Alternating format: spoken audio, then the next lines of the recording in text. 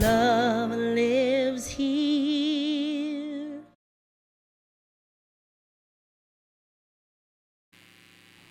We all belong, right? How many seamstresses do I have in the room?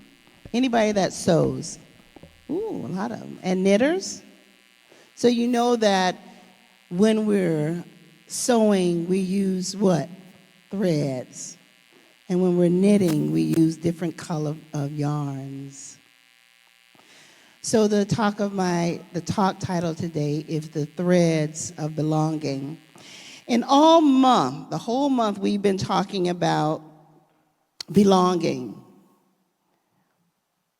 And so when Reverend Jeff and we sat down 2024 and we were thinking about, well, what should the theme be for 2025? And what we recognized is that there was an election and we didn't know how it was going to turn out. And so we wanted to focus on belonging because we felt that the society is increasingly fragmented, polarized, and people are burdened by loneliness. I think COVID was a time when people were really lonely. And so we wanted to put the focus on you belong and everyone belonging, not just some of us, but all of us. So what does it really mean to belong? So belonging is more than being included. It's about being truly seen. It's about being truly valued and woven into the fabric of community, this community and the community out there. So like a tapestry, it's created through many threads, each one representing a vital truth, a spiritual insight, and a lived experience. And so we've identified this month some key threads that I wanted to kind of go over. So the theme of the month was embracing embracing diversity. And the first week we celebrated differences, honoring the uniqueness that each soul brings. And the second week, Reverend Neil brought us expanding our perspective, seeing beyond our own experiences to understand others. And then the next week, Reverend Neil brought us healing division, which is so important, releasing fears and stepping into unity. Reverend Jeff talked about the harmony of many voices last week, each making this beautiful choir. And then today, I'm going to talk about the threads. Hi, Reverend Jeff, I didn't see you over there. The threads of belonging. So I have a story. Sometimes I like to tell stories. And it's called The Quilt Maker's Gift. So in a quiet town nestled between hills and rivers lived Leora, a woman known not for her status, but for her quilts, each one stitched with donated scraps, old shirts, baby blankets, ceremonial cloths. And one day, a young boy, Eli, came into the shop. He was withdrawn and new to the town, and he offered her a torn gray scrap. He said, "It's not special." But Leora gently replied, "Every thread has a place, even the quiet ones." So she stitched his piece into the center of her next quilt, surrounding it with bold reds, shimmering golds, and deep blues. When the town gathered to see it, Eli's gray scrap was no longer lost. It was the heart right in the center of something beautiful. That quilt became a symbol of the town's soul, many lives, many colors, many textures, woven together with intention and love. Eli no longer felt invisible, not because he changed, but because he was seen. And I wanted to read that because it reminded me of a Netflix documentary, and it's called The Quilters. And if you have Netflix, you really check it out. So the Quilters are in Missouri. And how do you spell Missouri? M-I-S-S, hours. Hours. They are in a maximum security prison, these quilters. They're all men. And what do? They design and sew beautiful quilts, personalized for children in foster care. To just let them know that they belong. They may have been taken away from their families, and they may be in a new place, but they specially designed these quilts to let them know that someone, somewhere, is thinking about them and that they belong. So why does belonging matter? Because we're more diverse than ever, but not always united. So despite the way the culture is growing, we need to become more united, and that's why it matters. Because every person is a divine thread in the human tapestry.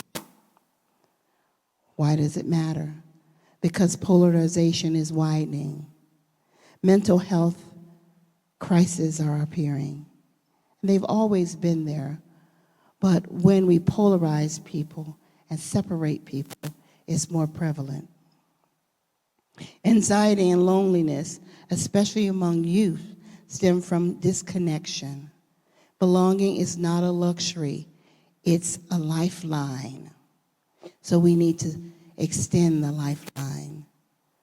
Spiritual communities are evolving, and activities weave every thread together, like our G4G, when we all get together. Because the one that Marty's going to host the title of it is We're Not Really Strangers. So I'm going to go to that one. But it gives us an opportunity to sit together outside of here and get to know one another on a more personal level. So, and also the world is watching. People are asking, do I belong here? So let us weave in an answer and let that answer be yes, you do belong. So I decided to look it up. Feeling invisible. How many people, what is the statistics on feeling invisible? So invisible disabilities, this is what came up for me. Invisible disabilities affect 10% of Americans, and people who have chronic pain, anxiety, and sensory sensitivities often feel unseen. The other thing is social invisibility. It touches racial minorities, middle children, the elderly, soft-spoken people, those who feel overlooked and misunderstood. Now, this social invisibility, and when it said middle children, so I was on the phone with my middle child, and I said, did you feel invisible? She said, well, you know, Mom. And I said, oh, here we go. The oldest one thinks he wasn't seen. The middle one thinks she wasn't seen. The little one thinks he wasn't seen. They were all seen. At least I tried to do a good job at it. What about you, Daryl? But so, I don't know, that was funny to me because, it's Camille. And anybody who knows Camille knows Camille. She felt unseen, but she was loved. And that child got to do a lot of things. So I'm not sure why she feels that way, but anyway, that's another conversation.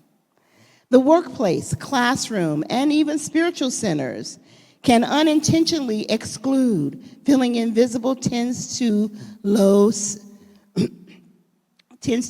make people feel like they have a low self-worth. That's why, what do we do here? The morning table. So you have a voice, and you are seen, and your voice matters. I think we do a pretty good job of that, right, Rev Jeff? There are no barriers. We want to break down the barriers and let people know that they are wanted, they are accepted, and they belong right here at Riverside CSL. I think we have a song right here at Riverside. That's right. Who wrote that? It's a traditional song right here at Riverside. So you belong. Okay. So I realized after having a conversation with my daughter, and I looked at the way they were brought up. And our children, unlike me, I grew up in a neighborhood where everybody looked like me. My children grew up in a neighborhood where everybody was diverse. They had a diverse upbringing. And I remember my son coming home talking about his friend who spoke Spanish, his other friend who celebrated Diwali, and another friend who had big curls, and he wore his curls with pride. So not as differences, but as beautiful threads in the fabric of the world. They didn't see each other for their differences, even though they knew they were there were some differences in their culture, but they saw each other as beautiful threads in this world. So I realized that belonging isn't earned, it's remembered. It's a spiritual truth that we are all sacred threads in a divine tapestry, different yet essential. We are essential to the thread of tapestry of this world. So Science of Mind teaches us that diversity is the way spirit reveals itself. Each thread is holy. Each thread is holy. I'm looking at different threads in this beautiful room. Each thread is holy. You are holy. Our foundational teachings is oneness and individuality. We are individualized expressions of the one. It teaches us about unity. When we affirm belonging, we foster connection. And love as a binding thread. Love creates harmony, not uniformity. So some examples of thread in action. A neurodivergent teen shares poetry. Others find beauty in monetary things and things out there. How many of you love nature and find beauty in nature? That's part of our threads as well. So why do we care? I was talking to my mentor and she said, why do they care to listen? You gotta give them a reason to care to listen. Belonging heals division. Disconnection breeds fear. Belonging creates bridges where there were once walls. Belonging fuels mental and emotional well-being. Study shows exclusion leads to anxiety, depression, and even illnesses. Belonging is medicine for the soul. Let me repeat that. Belonging is medicine for the soul. So belonging unlocks potential. Belonging honors the divine thread in everyone. When we feel we belong, we show up. We create, we lead, and love. The gifts of spirit comes alive. When you feel loved, you're more creative. Your gifts come alive when you feel loved and safe and secure. You can be vulnerable. And to affirm oneness is to affirm that every person is sacred. To care about belonging is to care about our spiritual integrity. And so right now, I'm going to ask that you move over to the tables, and I have 3 questions for you. And it's about threads. What threads do you bring to the tapestry of life, and how has it been received or misunderstood? When have you resisted a thread that felt unfamiliar, and what shifted that perspective? And the final question is, how can you become a spiritual weaver, making space for all threads and honoring the whole? We'll go to our tables now.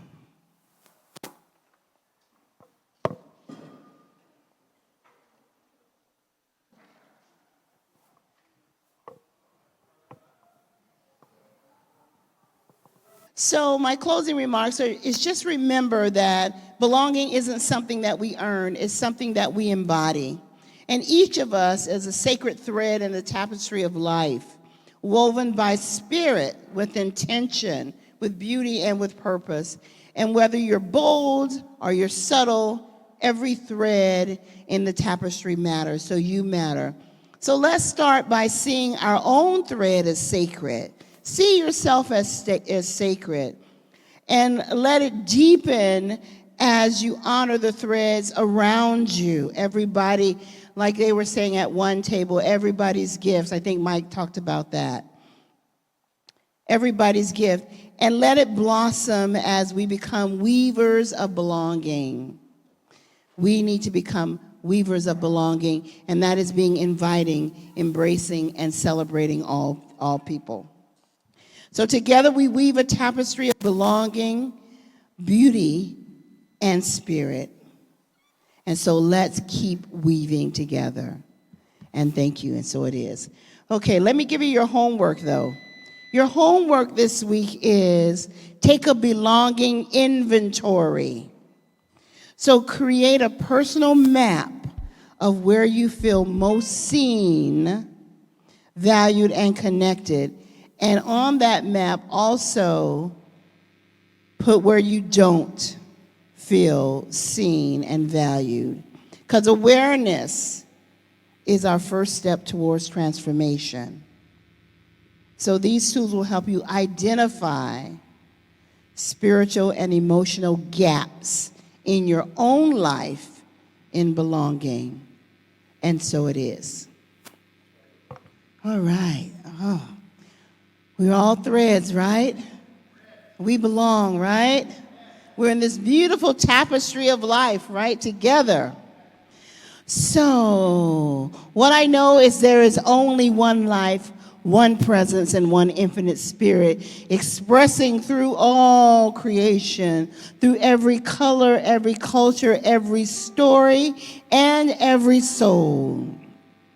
I recognize that I am a divine thread in the sacred tapestry, and so are you. So is every person out there, everyone that we encounter, and I affirm that belonging is our birthright. It is our strength. It is not a burden. And I release any belief in separation, in otherness, and in invisibility. I call forth the world where every thread is honored, Every voice is heard, and every heart is held. I know that as I walk in love, I weave belonging. And as I speak my truth, I strengthen the connection with everyone and all of you. And as I listen with compassion, I become a loom through which Spirit creates. It creates beauty. We are all beauty because we are all beautiful. And I give thanks for this truth for our community and for the divine pattern unfolding right here, right now, in me, in you. And so it is. And now we'll say our affirmation. Please stand. Our affirmation is on the screen. I'm going to turn it towards you so you can see it. I'm going to say it first, and then we say it together. I am a radiant thread in life's tapestry, honoring my color, my story, and my place while uplifting others to do so. So I'm going to say it and then repeat after me. I am a radiant thread in life's tapestry, honoring my color, my story, and my place while uplifting others to do the same. Something wonderful is happening through me right now. It is this thing called love. Love is in my mind. Love is in my body. Love is in everything I do. I am it. I share it. I receive it. And I move love forward because love lives here. Happy Sunday, everyone. Let's sing a song.